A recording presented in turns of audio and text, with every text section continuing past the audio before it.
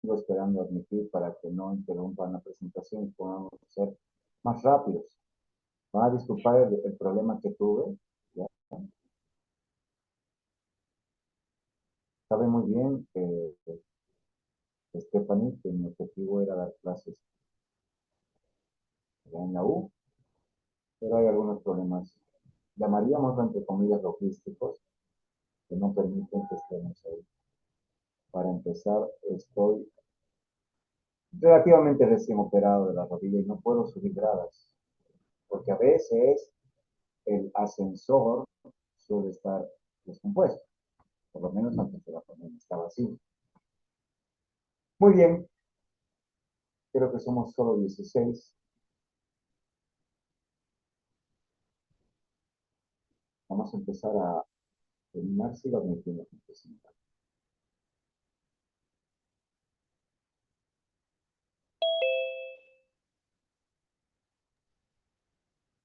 Y decimos que el pronóstico y recuperación, de acuerdo a las variantes iniciales del COVID, era de que habitualmente se recuperaban los casos leves y moderados en el 96% y había una mortalidad aproximada de un 5%. Y casi siempre eran de los críticos. Digo casi siempre, pero no siempre.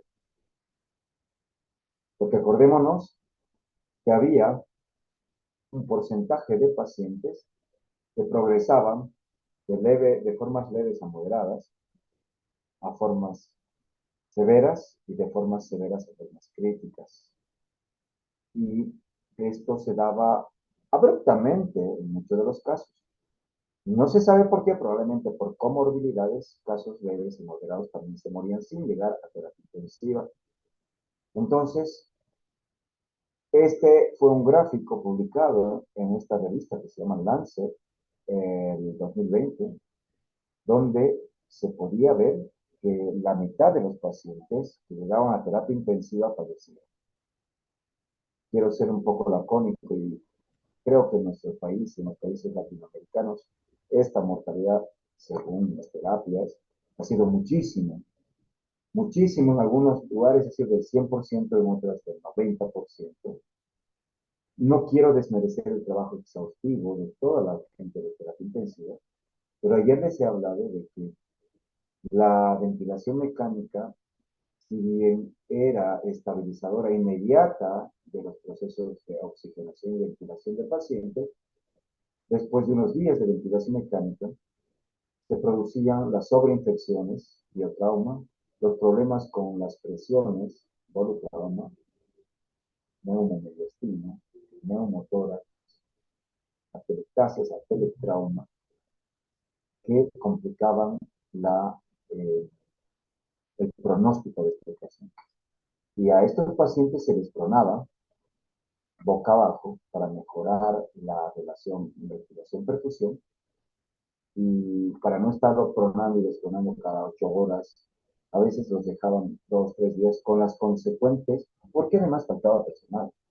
Era muy complicado y arriesgado con una sola enfermera y un doctor cambiarles como debería ser periódicamente, si no se los tenía, algún par de días en posición de cúbito prono, o supino produciendo muchas veces escaras o lesiones de tipo injurias de la tubuladura por el aire humidificado y a veces tibio o caliente que producía quemaduras o lesiones por decúbito, pero en las zonas faciales, en las zonas frontales, por el decúbito ventral, que tenían que estar los pacientes llamados también decúbito crono, que ayuda sí, pero que en ingentes cantidades de pacientes la figura es totalmente diferente, por eso esa altísima mortalidad. Y los factores pronósticos se pueden clasificar, y esto lo podríamos tener muy claro, en la edad, en los scores de severidad de sepsis, o también llamado SOFA, y en un biomarcador que era el de dímeros, que mientras más alto, habitualmente más de 1000 microgramos por mililitro. Eso implicaba 18 veces más de riesgo de mortalidad. Un score de sepsis SOFA, escala de SOFA, de más de 5 puntos, perdón, elevado, de 5, también tenía un riesgo que variaba entre 2 a 12 veces más de mortalidad. Y la edad, más de 65 años, no era tanto, pero sí producía elevada mortalidad. Es importante verificar que no es el único biomarcador que estaba relacionado a severidad y a mortalidad. El de dímeros era el más relevante, pero también, como les dije ayer, habían otros biomarcadores que nos hacían pensar que el paciente no estaba yendo bien. Por lo tanto, seguimos insistiendo en esto, donde decimos que las formas leves, moderadas, con este tipo de presentación en incidencia y críticas, y las flechas que van hacia la derecha son el riesgo de progresión de una a otra, de severa, moderada, crítica, 10 a 15%, y de severa a crítica, del 15 a 20%.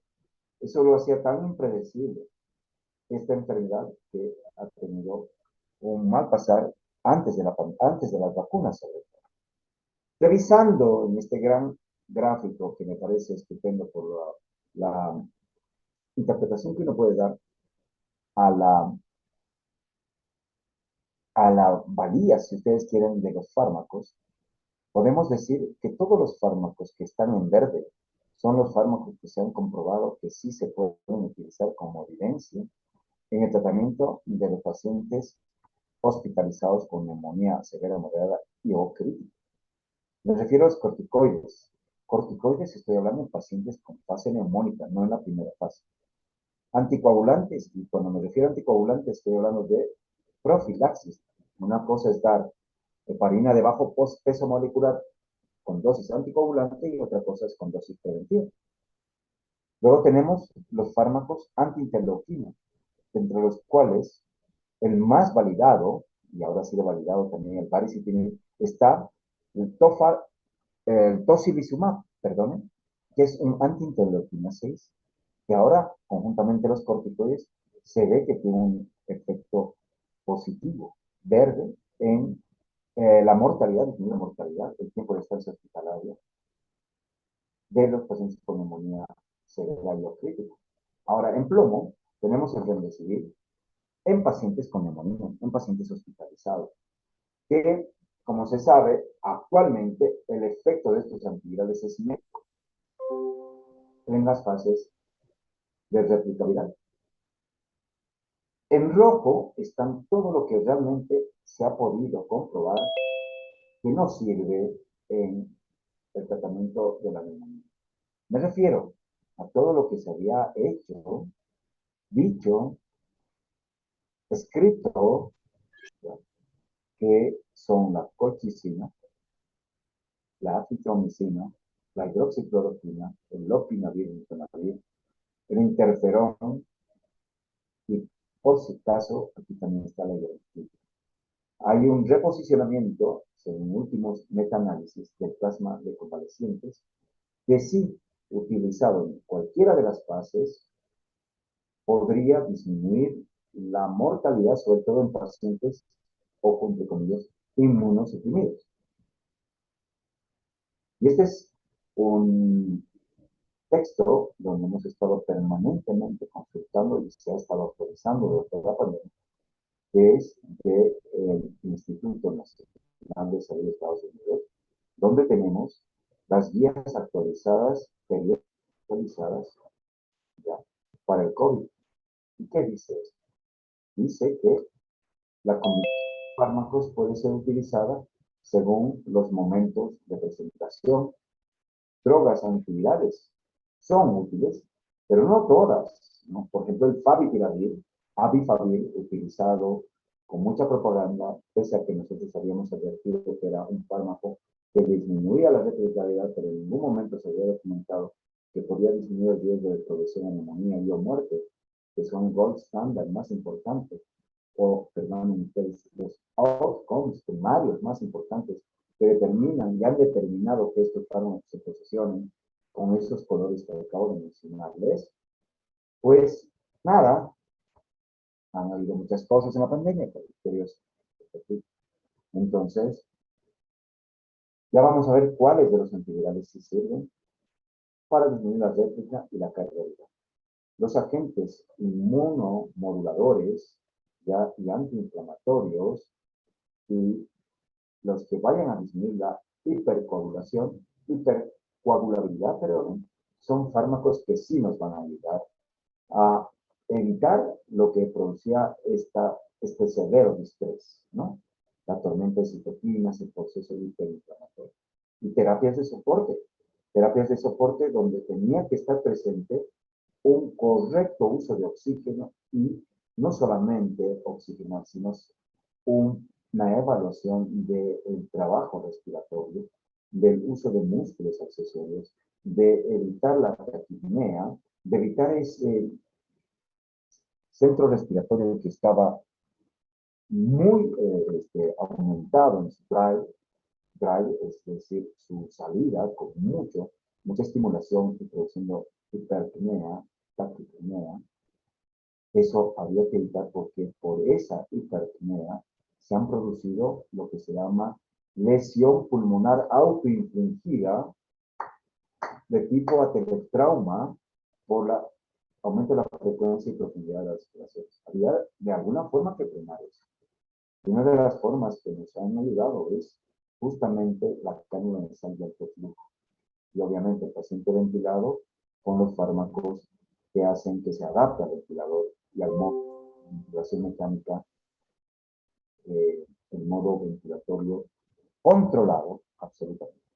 Drogas enotrópicas, esto ya viene de la terapia intensiva, en algún momento diálisis, y bueno, hay un rol para la circulación extracorpórea, que en medio no lo tenemos, pero sí se ha visto que nos ha ayudado o ha ayudado a todos los médicos en las terapias intensivas, el llamado ECMO.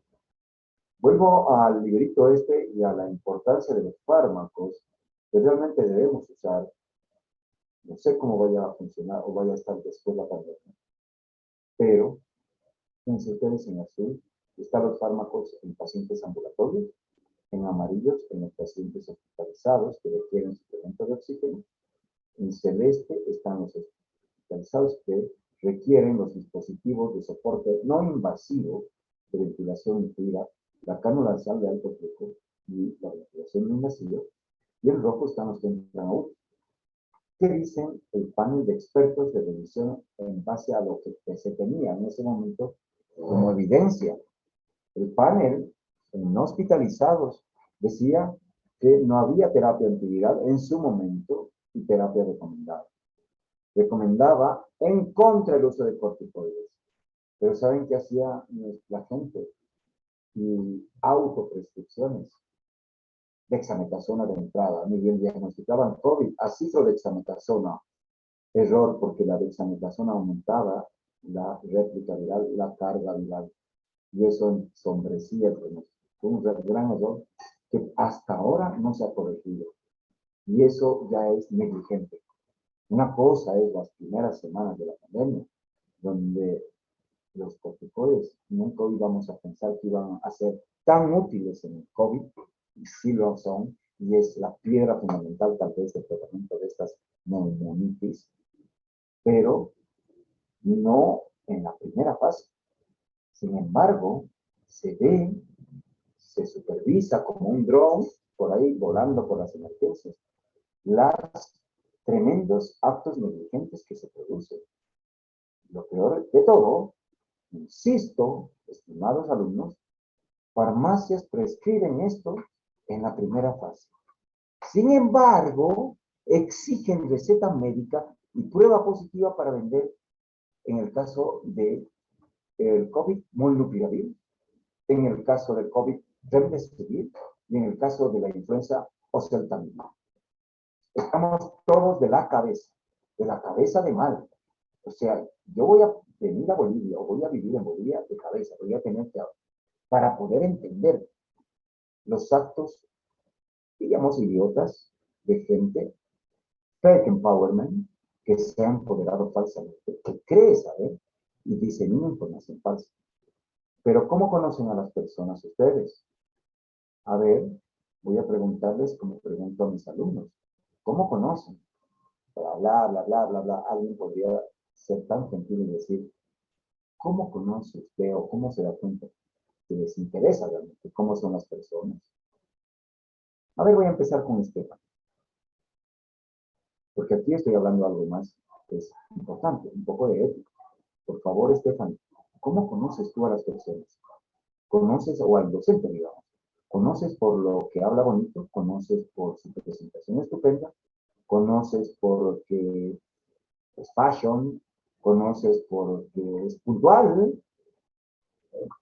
¿Cómo, cómo los ves si es que hasta estas alturas del cuarto año has estado pudiendo dar cuenta? ¿Cómo conoces a tus amigos? ¿Y cómo conoces a la gente si es que por lo menos te has dado cuenta cómo suele ser el comportamiento de la gente?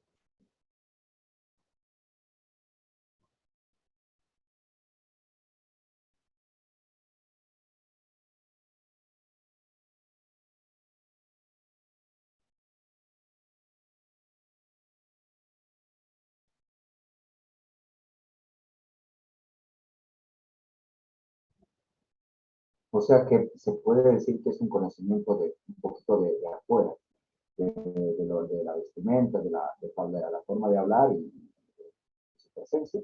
¿Puede ser?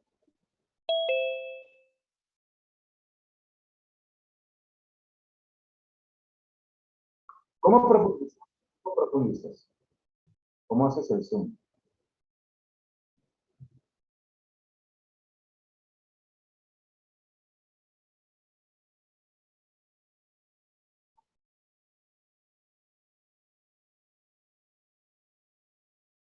Ya,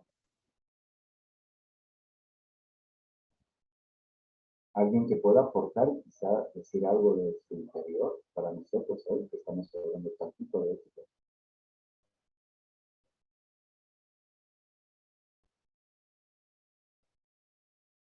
¿no? Temen, no tiene relevancia, pues sí, estoy preguntando, ¿cómo conocen ustedes a las personas aparte de la situación o de las condiciones que ha mencionado Stephanie? Sobre todo ella está hablando de actitud, de, de si sabe la materia, si ha estudiado, si está preparado, tiene, si es más o menos una luz, si es, a ellos los llamamos en nuestro medio buenos, ¿no? Es bueno, porque suele hablar bonito y suele resolver rápidamente algún problema para presentar, para exponer, para responder. Bueno, de eso es un saber, ¿no? El saber, conocimientos. Después vamos a ver que en medicina hay que saber hacer también procedimientos. Después, los dos últimos saberes, que los C que están determinados por la UNESCO, que son el saber ser, afectivo, cuando vas conociendo a las personas, vas profundizando, muy aparte de lo que habla bonito. Y tercero y último, saber trabajar en equipo, que también hablaste, Estefan, que hay que saber trabajar en equipo.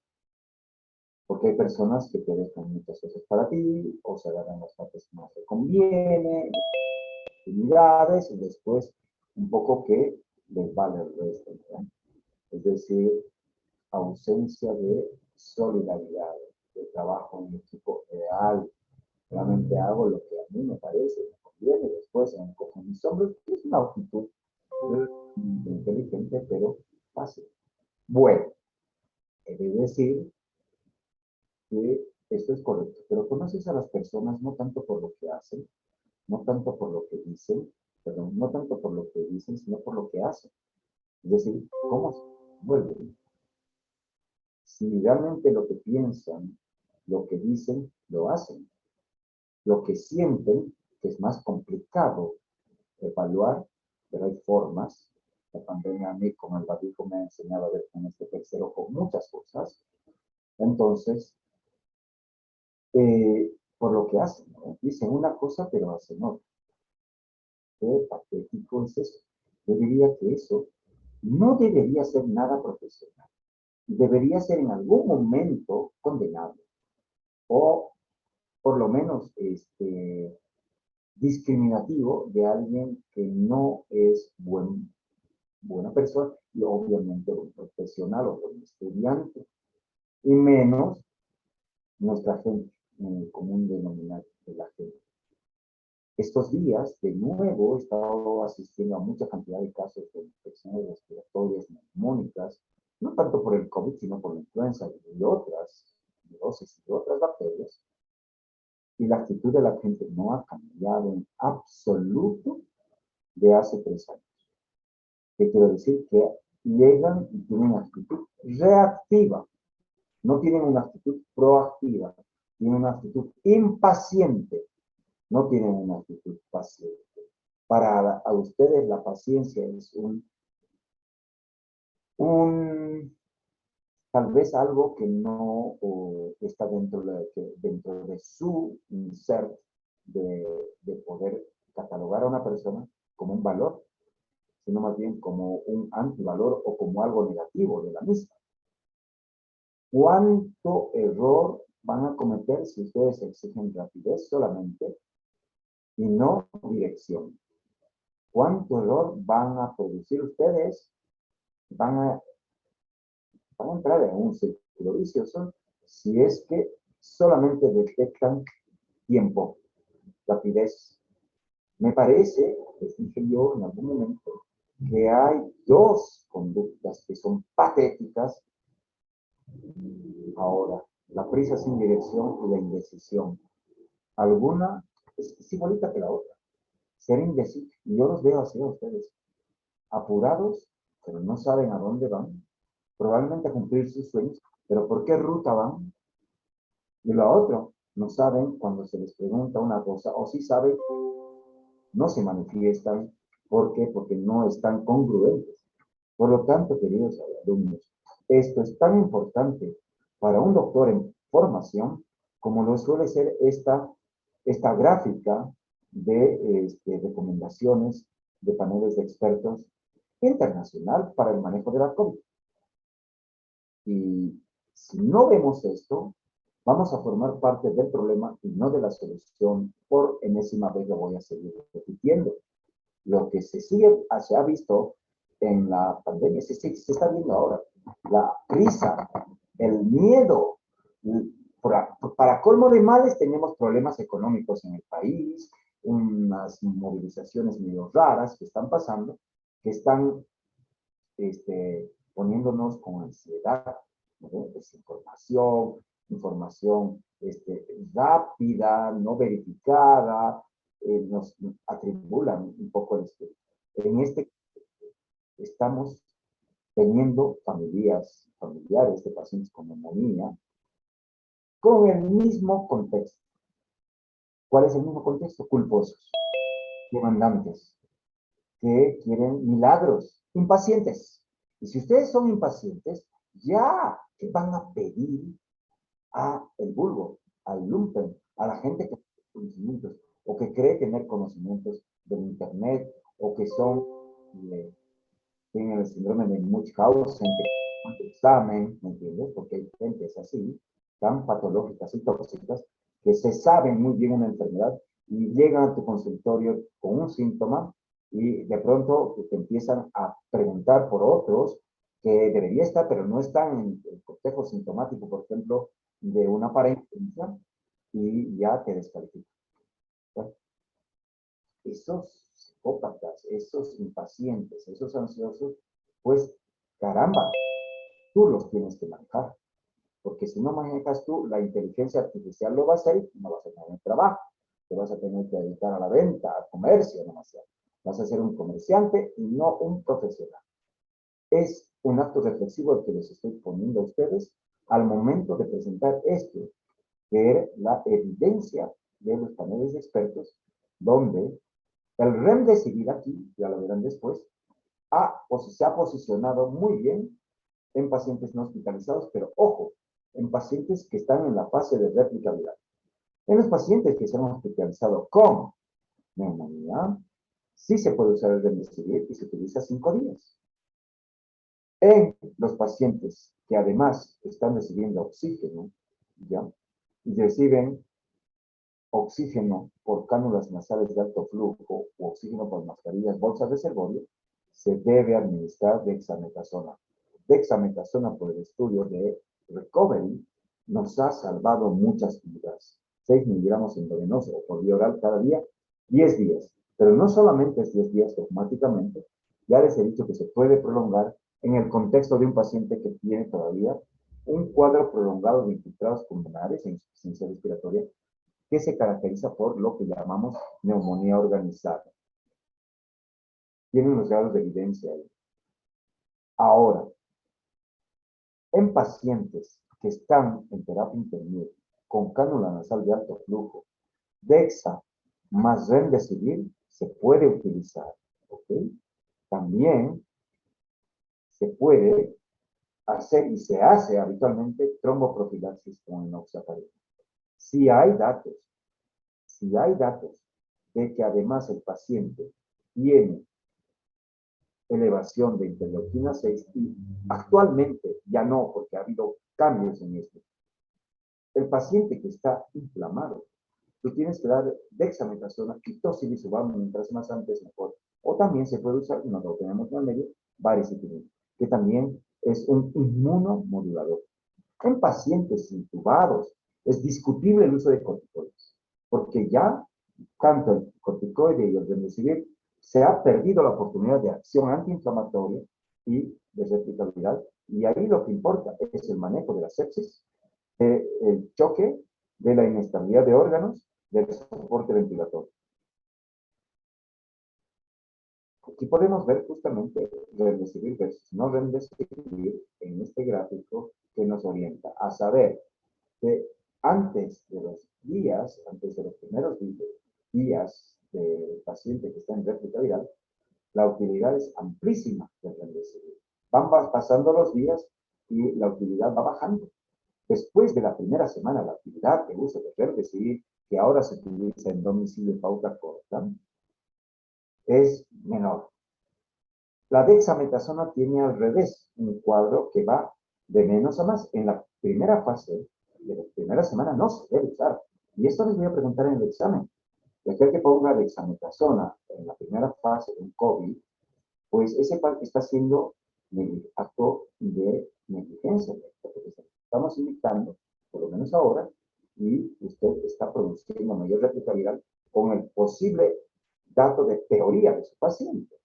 Si usted le hace un juicio médico, por lo tanto, y está indicado su dexametasona al tercer día de inicio de síntomas, usted deberá comparecer a una audiencia y tendrá que pagar daños. Porque no es así nomás. A mí me gustaría formar parte de algún comité que castigue la negligencia, la impericia, el intrusismo, el actuar fácil, la falta de contexto, la falta de tantas cosas que ahora estoy viendo en los profesionales emergidos de San Simón. Bueno, entonces en la primera fase no corticoides y después sí.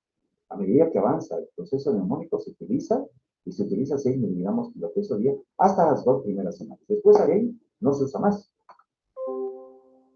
¿Ok?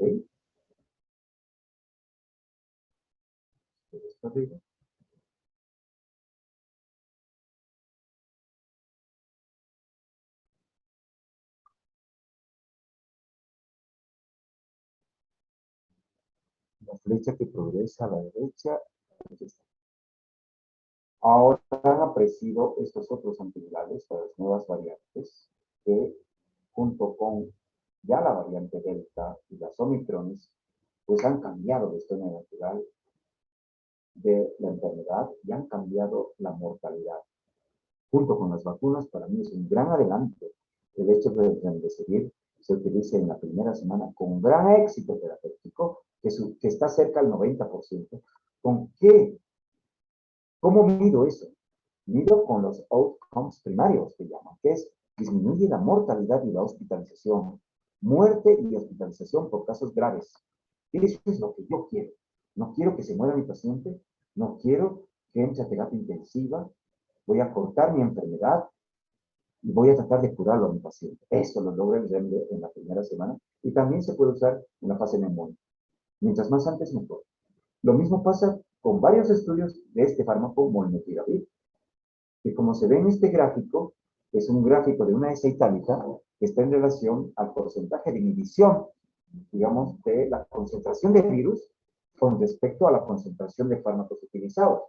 Si nosotros tenemos una curva que es muy a la derecha, que necesita mucha dosis para poder inhibir el crecimiento del virus, pues no va a ser un buen fármaco. Si ustedes se fijan en ese perfil de S itálica, tenemos una relación de esta curva de actividad inhibitoria del virus óptima. Y ahí vemos hacia la derecha que están las variantes Omicron y las ancestrales. Ancestrales vamos a llamar a las de Wuhan, a las de Gran Bretaña, a las de Brasil, a las de la India. Y post-ancestrales a las Omicron BA2, BA5, BA1.1, BQ.1, BQ1.1 y las nuevas, o Kraken, porque la BQ.1 es el perro del infierno, así lo llaman, y la XBB1 se llaman las variantes Kraken, que son las nuevas, son sumamente contagiosas, tienen un R0 más de 10, pero que cada vez son silenciosas y en muy pocos casos dan neumonía, sobre todo en pacientes con vacunas completas. De desgracia, 3 vacunas como mínimo. Pero fíjense, esta curva se asemeja para todas las variantes, es decir, que sirve para todas las variantes. En el caso del remdesivir, pauta corta, la novedad es que está apareciendo formas por vía oral, el molnupiravir, que es por vía oral, que son 5 días, y esto que lo he exigido, que no llega nunca y no va a llegar nunca al país, por problemas de todo tipo, sobre todo inteligencia y voluntad política cero. Nilmatrelvir, ritonavir, el Paxlovid, que es uno de los mejores fármacos para las nuevas variantes Omicron, que deberíamos tenerlo, pero insisto, no sé, creo que somos ciudadanos de tercer nivel para nuestros gobernantes, no lo van a hacer. Acá tenemos este gráfico donde vemos de acuerdo a la severidad donde se encuentra mi paciente y de acuerdo a los estadios de severidad de la OMS, estadios 1 y 2, que no implican neumonía, estos pacientes en la primera deberían, en los primeros 10 a 14 días, deberían aislarse el virus, obviamente. Antes se utilizaban anticuerpos monoclonales. Para estas nuevas variantes que están circulando, tipo Kraken, los anticuerpos monoclonales no sirven. ¿Qué sirve? Sirven los antivirales, ya se los dije. ¿Cuáles? Molnupiravir, el Paxlovid, que es el Nilmatrelvir, ritonavir, y el remdesivir endovenoso. ¿Ok? Ok. Después, en las formas neumónicas moderadas a severas, usamos remdesivir 5 días endovenoso, con, fíjense que dice FLAS, baricitinib, tofacitinib o tocilizumab. Este baricitinib, tofacitinib son también inmunomoduladores que últimamente han dado resultados óptimos, que se da por vía oral y que deben darse conjuntamente, ¿ya? El corticoide para disminuir la tormenta citokina. Lo que realmente se da en anaranjado, que es una belleza, en evidencia, es de, y esto se dice una dosis. Los anticoagulantes, algo que hasta hace poco muchos técnicamente a sus pacientes, sobre pretexto de que había trombosis, pero la palabra no les decían que era microtrombosis y que no necesitabas en el riesgo-beneficio se vio más sangrado que beneficio con la dosis de anticoagulación sistémica plena. Lo que hay que hacer es anticoagular, pero dosis preventivas, y solamente anticoagular sistémicamente en el caso de que tú documentes una trombosis vascular. Los pacientes que están en terapia intensiva, ventilados o con circulación extracorpórea, inmovilización de oxígeno a través de membrana, estadios 6 y 7, la evidencia es muy pobre para Dexa, para tocilizumab y mucho menos para remdesivir. No va a ser tan bueno. ¿Qué necesitamos acá? Oxigenar a nuestro paciente y evitar el daño, soportar al paciente. ¿Estamos? Acá ponemos que los agentes virales por vía oral, en las formas severas, ya aquí, cuando el paciente está, no sirven. Me refiero al molnupiravir y al Paxlovid. Entonces, molnupiravir y Paxlovid solo son utilizados para pacientes que no están hospitalizados. Y acá les pongo este gráfico porque sí me interesa.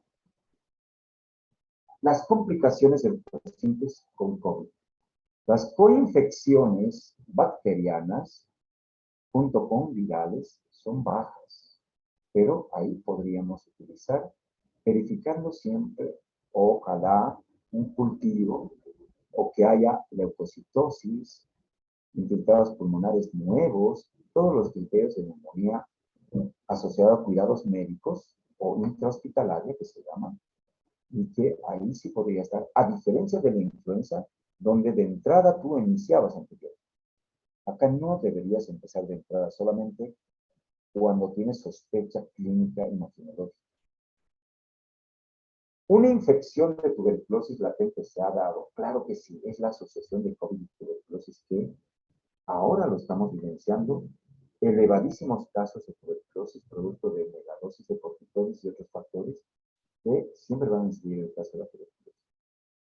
Infecciones nosocomiales, ¿cómo no? Sobre todo que por el uso indiscriminado de antibióticos, diarreas por Clostridium difficile, eso lo sabemos. Pero además, fungemias con hongos, como está abajo, tipo aspergillus y sobre todo el mucormicosis o el hongo negro, que la gente se ha espantado un poco con el hongo negro, pero es poca coincidencia comparado con lo que tenemos publicado de infecciones invasivas, semi-invasivas por aspergillus. Algo que realmente ha complicado el pronóstico de estos pacientes. Les mencionaba el plasma de convaleciente como una última publicación, donde se ha visto que sí, casi, en más del casi 40% en todos los análisis, no solo metaanálisis, de pacientes en todas sus formas, ¿ya? Ha reducido la mortalidad, pero en pacientes inmunocomprometidos, no en cualquier paciente. Por lo tanto, vuelve a tener un poco de valor el plasma de convaleciente, que tuvo altas y bajas durante la evidencia de los estudios. Lo que no debemos dar es lo que estaba en rojo, acitromicina, hidroxicloroquina, ivermectina, corticoides en la primera semana de infección de réplica viral, no antibióticos de entrada, no anticoagular sistémicamente, no hay que dar aspirina, no hay que dar vitaminas, o si hay que dar lo que es de las A, B y C fármacos de prioridad son C. ¿Qué es A, B y C? A, imprescindibles. B, prescindibles. C, contraindicados. Es decir, podemos prescindir de esto. No es una cosa que tú le tengas que dar megadosis de vitamina C. No es una cosa que debes darle, como me ha pasado, transfusión de dióxido de cloro por sonda nasogástrica, endovenosa. Locura. Eso es una locura. Eso no tiene evidencia. Las recetas fatales y el riesgo de sobreinfección por COVID-19. Tenemos acá un recetario publicado por médicos, menos mal que no es de acá, pero se quita de acá. Entonces, ivermectina, un broncodilatador, furibroncol, que es N-acetilcisteína, codipron, codeína, moxifloxacina, quinolona de tercera generación, bromuro de ipratropium, broncodilatador anticolinérgico, eso para el asma, colchicina y